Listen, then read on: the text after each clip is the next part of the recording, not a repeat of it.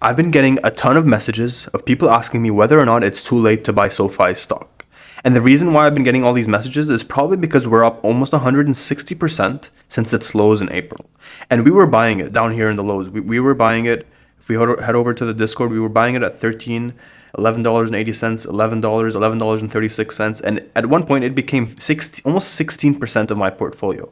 And if you guys know me, you know that I don't like to hold such a big position in one stock, especially when it's a small cap stock like SoFi. And during that time, it was a $10 billion company, which I consider to be small cap for my portfolio. So in this video, we'll be finding out whether or not I think it's too late to buy SoFi or if it's still presenting good value today.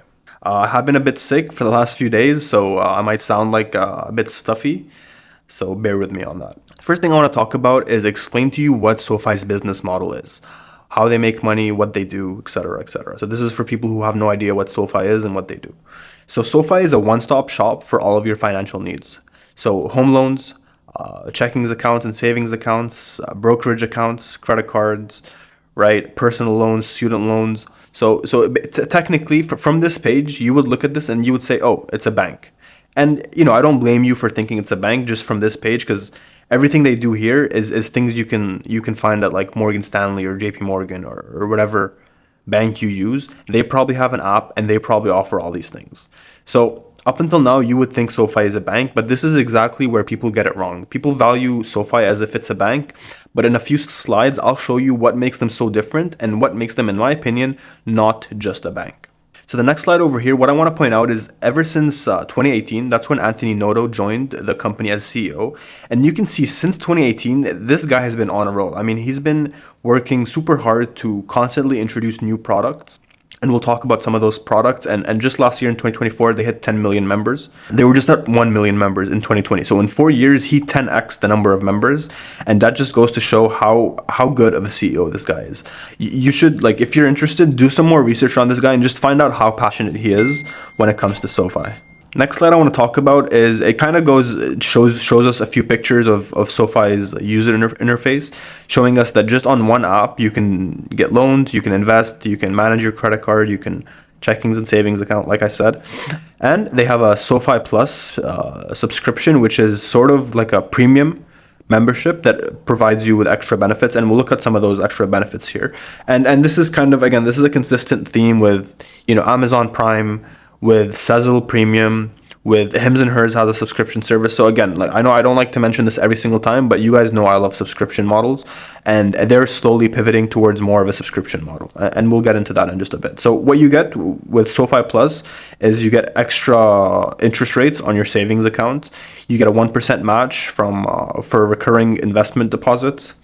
You get 3% cash back on certain travel and hotel bookings. So essentially, if you use SoFi a lot for all of your banking needs, then SoFi Plus is a no-brainer. So now that we kind of know what SoFi does, let's move on to some numbers and find out how much they've been growing. So in terms of members, they're seeing a 51% CAGR over the last 5 years. And most recently, they've been growing members at around 30 to 40%. So most recently, they did 34% member growth, which is still awesome. Next page I want to look at is really the most important slide out of this whole presentation. This slide is exactly what makes SoFi not just a bank and what makes them special, and the reason why I don't value them as just a regular bank. So prior to 2021, the way SoFi's business model used to work was very different from how it works now. So prior to 2021, let's say you go on the SoFi platform and you want to buy some sort of personal loan, let's say for $10,000. SoFi would give you that loan and they would hold it on their books. So if you were to default on this loan, SoFi would get screwed, right? Because they're holding this loan on their books. But now what they've been trying to do ever since 2021, and they've been trying to do this and done it super successfully, and we can tell by the numbers, is they're switching to a more fee-based revenue mix. And what that means is when you buy a loan from the SoFi platform, instead of holding it on their own books, what they do is they partner up with third-party financial institutions like Blue Owl Capital, for example, which they signed a $5 billion agreement with. And instead of holding these loans on their own books, They just give it to Blue Owl Capital. And so what they're doing here is they're massively decreasing their risk, because whether you default on this loan or not doesn't really affect their financials, like, because they're not holding this loan. So all they're doing is they're kind of acting like a middleman, connecting SoFi users with third-party financial institutions. And what they're doing is they're just making fee-based revenue, right? So they're charging service fees. And so again, this massively minimizes the risk and massively increases their margins. And in 2021, they had 26% of their revenue was fee-based in 2021, and now it's doubled to almost doubled to 44%. So at this point, half of the loans they give out, they don't even carry them on their books. And this is exactly what makes SoFi more than just a bank, right? And this is exactly what makes them not a bank. And we can see that their fee-based revenue grew at 72% year over year in the second quarter. And this shows how much these people are focusing, laser focused on switching to a fee-based revenue, because it makes so much sense. Again, they're not carrying any loans, and they're going to massively increase their margins by doing this. And they've done this super successfully. And now you might say, well, yeah, but still 50% of their revenue, it does come from loans where they put it on they hold it on their own books. And yeah, I agree. Like, this is why, as of right now, it's half bank, half not a bank. But the good news is, even with those 56% of the loans that they do hold on their books, SoFi has an exceptionally high quality customer base. So they talk about it right here. So the average income of SoFi users that hold personal loans, their average income is $161,000, which is, I mean, this is incredible. The average income in the United States is like 60 grand. So they almost have triple the average SoFi user almost has triple that, and they have a 743 credit score. And the same thing with student loans. I mean, the student loans, their average income is 136,000, which is, that's incredible. And again, super high credit score. So this kind of just shows us that even the loans that they do hold on their own books are super high quality loans, because SoFi is attracting super high net worth individuals, which is something we like to see. So, just to kind of sum up what we just talked about and what makes SoFi super different, aside from having, incredible revenue growth and incredible member growth, as opposed to like JP Morgan, for example, and Morgan Stanley and all the other banks that are not seeing nearly as much revenue growth, the company is switching to a fee-based marketplace where they just make money by connecting SoFi users to third-party financial institutions. The next slide I want to talk about is just some of the things they've been looking at. They've been looking to expand into the future. So I'll read this here for a second. While traditional banks tiptoe around blockchain, SoFi is sprinting into this space.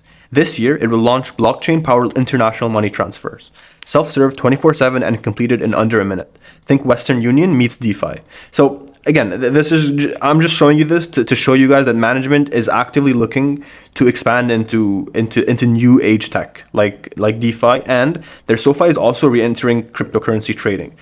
And this is kind of been one of the L's that SoFi took in the last few years, as they were previously in the cryptocurrency trading space, but they had, I'll just read it here. SoFi is re-entering cryptocurrency trading, a service it previously paused amid regulatory headwinds.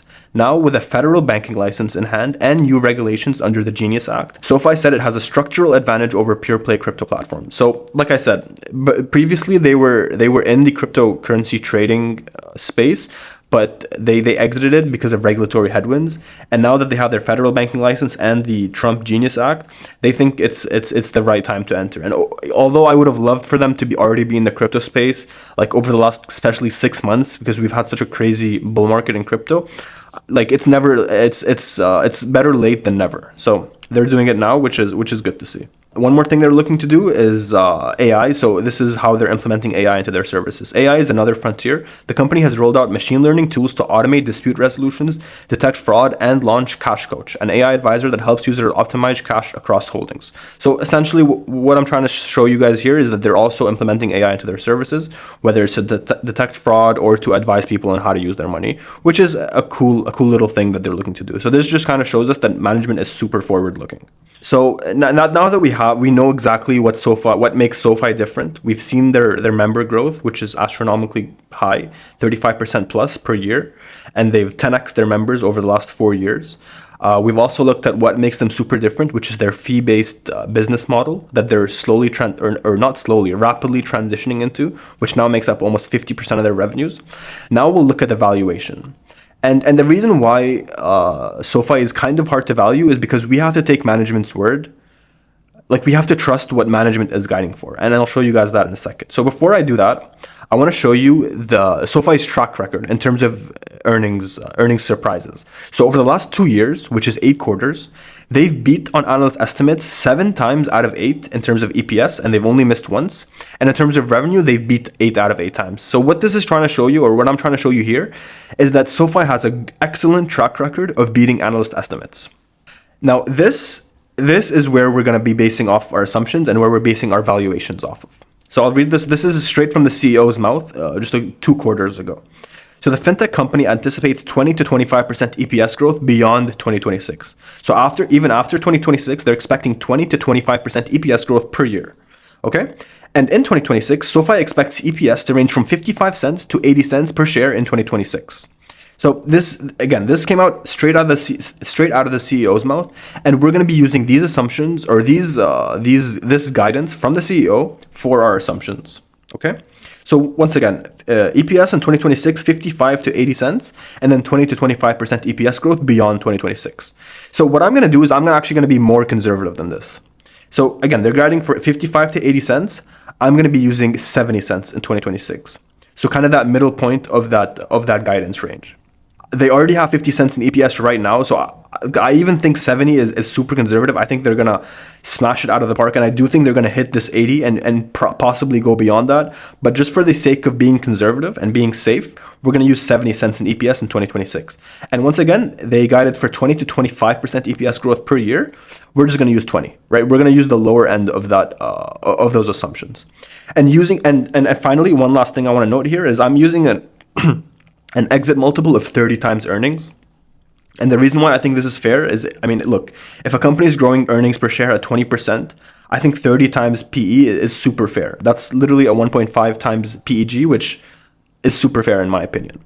And using these assumptions, we get to an expected return on your investment of 11.6%. Now that might not look super high, and I agree, and that's why I don't think SoFi is like a no-brainer buy right now at $25 a share. And so what this is saying is basically at $21 a share, then it becomes a no buy, because at $21 a share, you can expect around 15% returns per year, which is what I like to aim for. Now, if I do use the more aggressive assumptions, or like simply the high end of the CEO's guidance, which is 80 cents in EPS and 25% EPS growth. So let's just do that and see what we get. So 80 cents or 81 cents in EPS in 2026, followed by 25% growth beyond that. So let's do 25. And then let's just assume it'll slow down in 2029 and 2030, which I think is a fair assumption. So if you do believe the CEO's high end of his guidance, then the stock is a buy all the way up until $27 a share. And if you buy it today at $25 a share, then you can expect 17% return on your investment per year, which is why I think SoFi is still a phenomenal stock today. But if you want to kind of play it safe, and stick to a more conservative assumption, what you can do is you can start a small position here today at $25 a share, but you need to be prepared to average down. And that's why you have to start a small position, in my opinion, again, not financial advice, is because you need to be prepared to average down. I think SoFi becomes a no-brainer buy at $21 a share. And unfortunately, literally just a few days ago, it was literally trading at $21.50. So I think it would have been a great buy. And if anyone did happen to pick up some shares, then I think you made a great decision. But yeah, you would be fine starting off a position today, but be prepared to average down. And once again, if you do assume super aggressive assumptions that came out straight from the CEO's mouth, then SoFi is a buy all the way till $27, $28 a share. So I hope you guys enjoyed this thesis video on SoFi. Let me know if you have any questions in the group, and I'll see you guys later. Peace.